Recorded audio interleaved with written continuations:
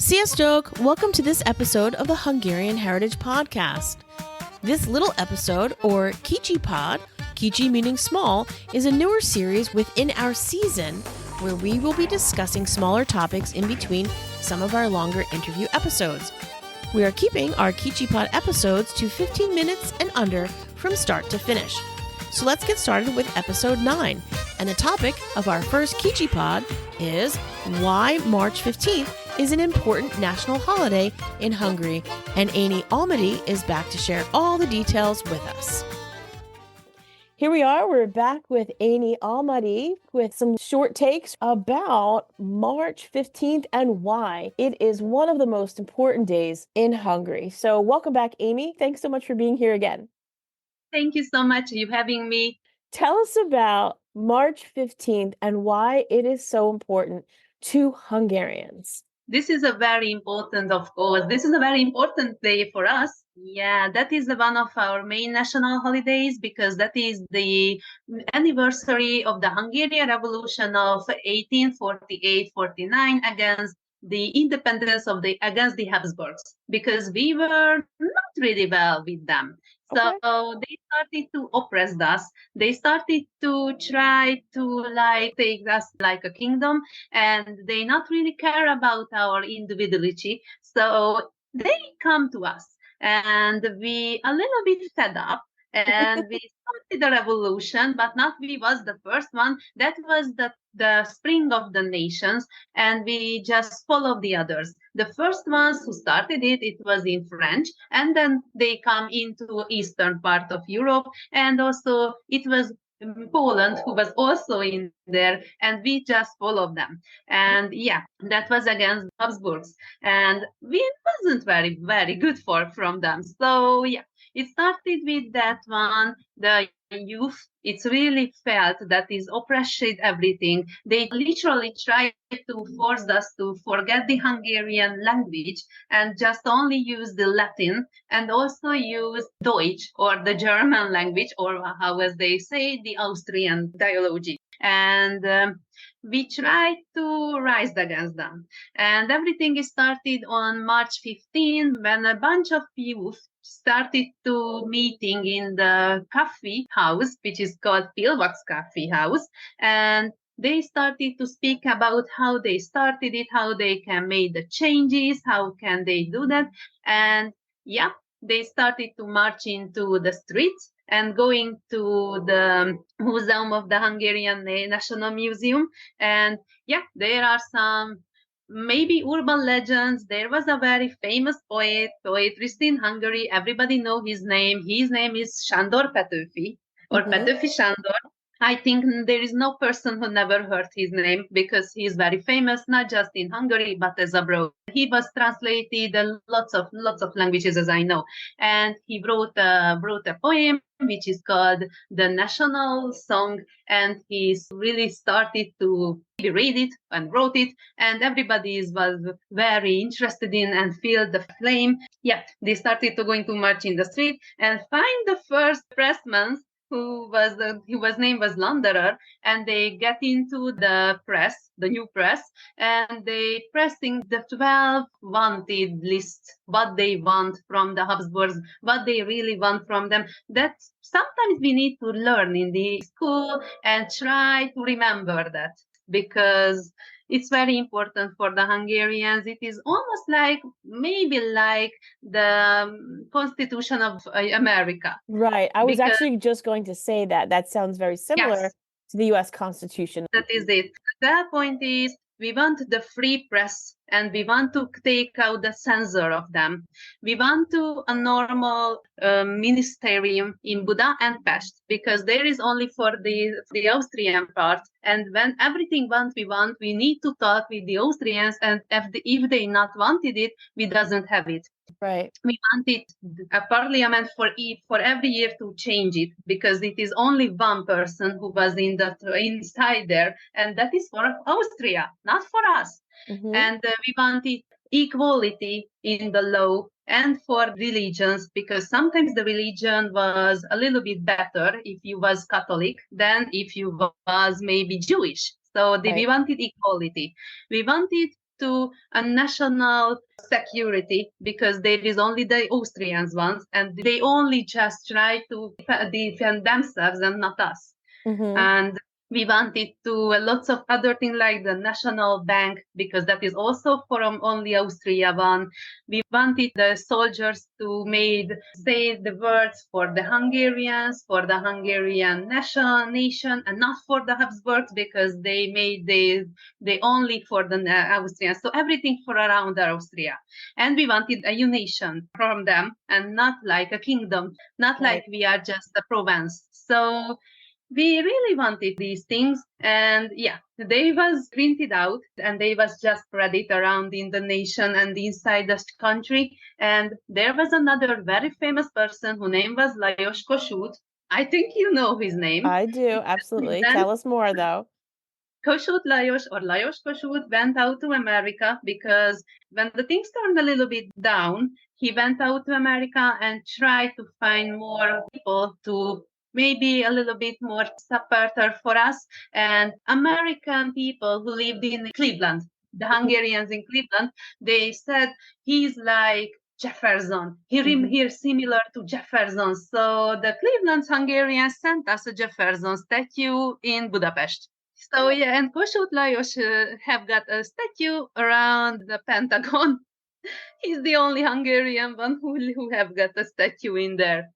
So So yeah, he came to the United States yes, to he came to the help United States. get support. Yeah, he wanted that. Meanwhile, when he was out from this country, we have got a new army, as I can say, it's an army, and we have got supporters from Serbia. We have got supporters from maybe nowadays Slovakia, but Serbia as well, and of course Romania. And we started against the Habsburgs, and there was a many soldiers died. We lost a lot of people, and it was taking 1 year because almost 1 year.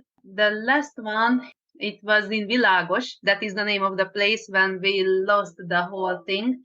And this is only happened because Habsburgs asked help from the Russian Empire. And they asked help from the Russians. And if they not did that, we can won. We was able to won. But no, he asked help and they defeated us. The after thing wasn't so good because they captured all of the leaders of the armies and they was executed in Arad. And that is the 13 persons who was executed in there, and we remember them on 6th of October. We try also to remember his names, but yeah, it is very sad about that because they were fathers, they were husbands, and some of them some people just get married few months before they died. So some people try to get some mercy, but it never worked. And the Austrians sent Hainau, and he was a very, very big terrorist person. He was merciless. He was a butcher. He was called a butcher. He was very, very bad. But we remember our heroes. We lost, of course, that Fischander, he lost. He gone. We doesn't know what happened with him. He went out for Segesvár. That is the best known place when he gone. We doesn't know for sure he was captured or he just died in there, or maybe he was executed, or maybe he just fell in down somewhere and then dig it up with the others. We doesn't know for sure. Nobody know what happened with him, but we lost him. But we remember him as well on the 15th of March. So this is a pretty big day that the Hungarians commemorate. Hungarians were basically fighting for freedom against the Habsburg. And what you're saying, it wasn't completely successful.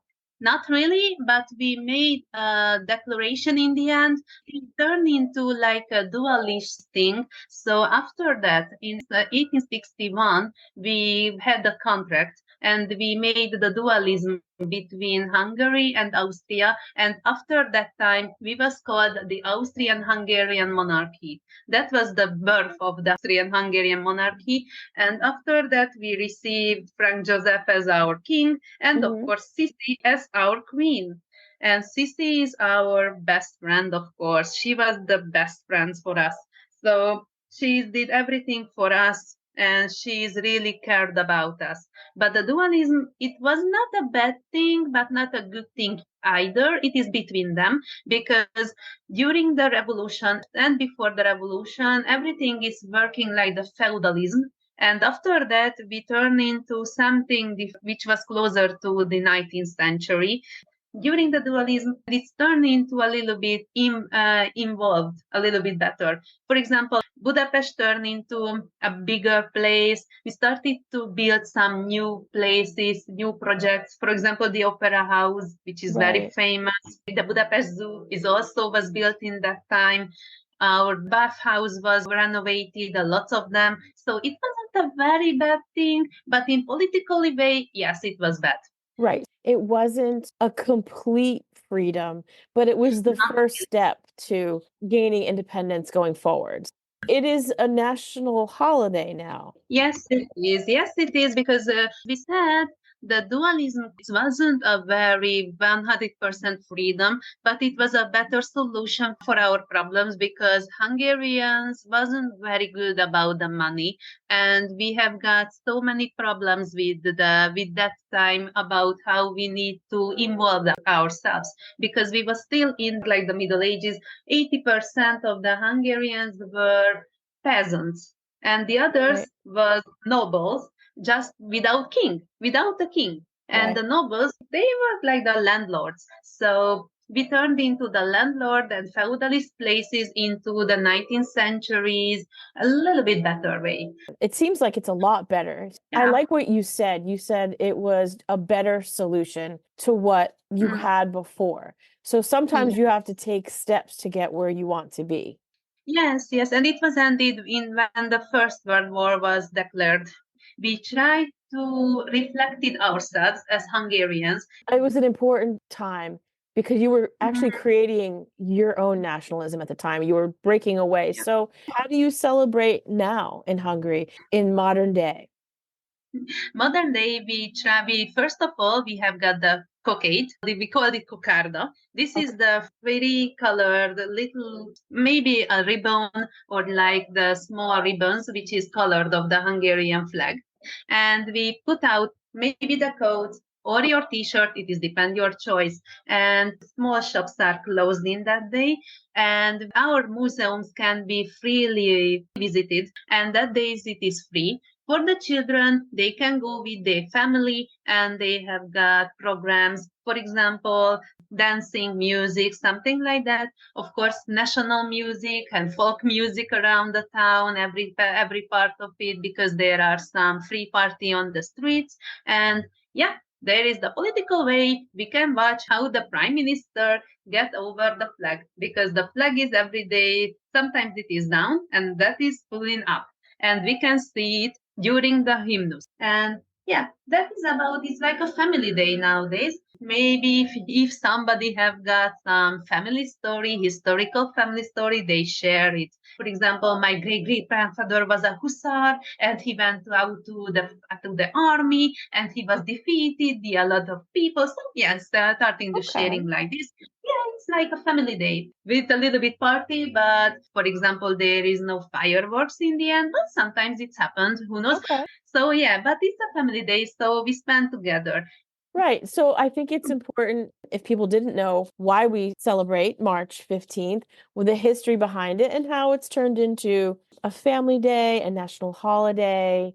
So, and at least it's remembered by everyone because you have the day off of work and that you can go spend family time and you can think back to all the people that fought to make Hungary a free country. Even though it might not have been complete freedom, it was a step towards that at that time. So I appreciate that you gave us a little bit more information about March 15th. So for those of you who didn't know, now you do. So thanks so much, Eni. I appreciate that you filled us in on the celebration of March 15th. Thank you so much.